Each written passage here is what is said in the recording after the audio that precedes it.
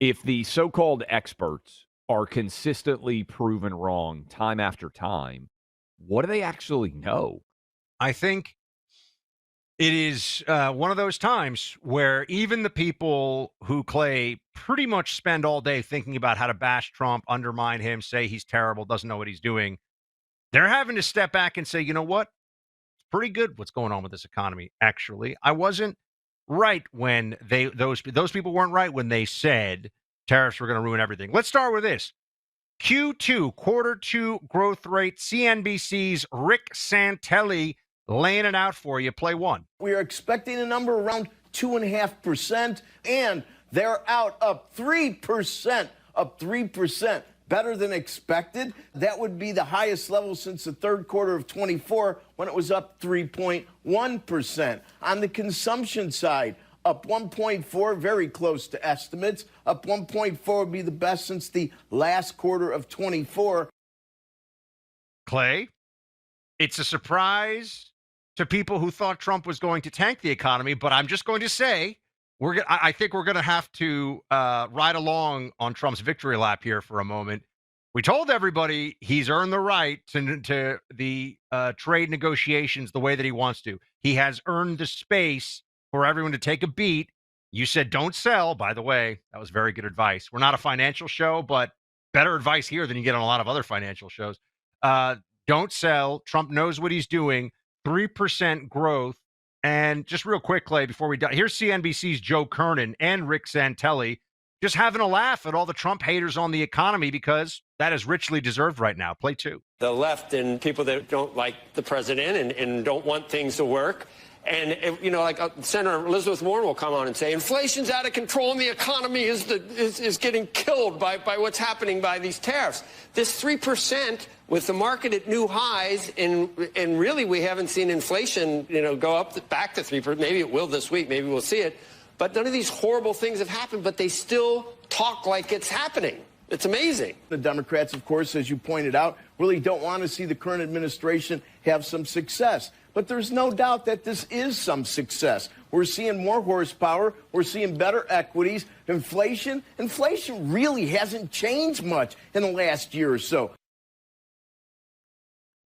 I think what you should start to contemplate, and I tweeted this out after the numbers came out, is if the so-called experts are consistently proven wrong time after time, what do they actually know?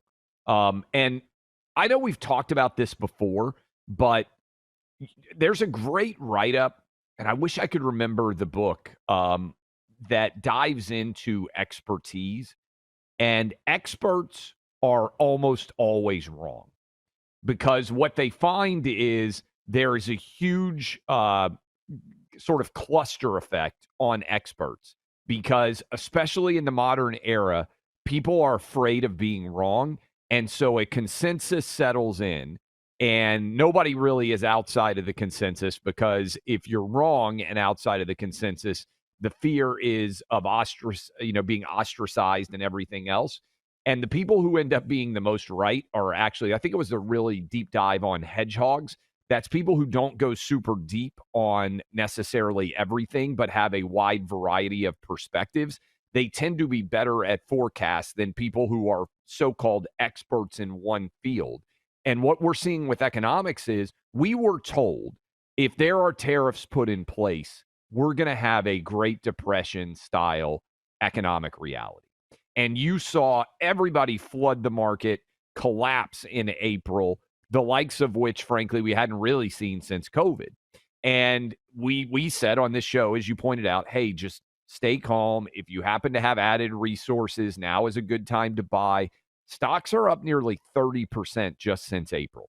If you bought the dip, if you just stayed in, you're doing fine. If you just didn't pay attention to day to day. And so I think there's this obsession with believing that experts are going to be right.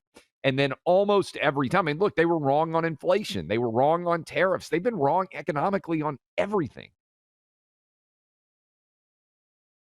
They were wrong on COVID across the board.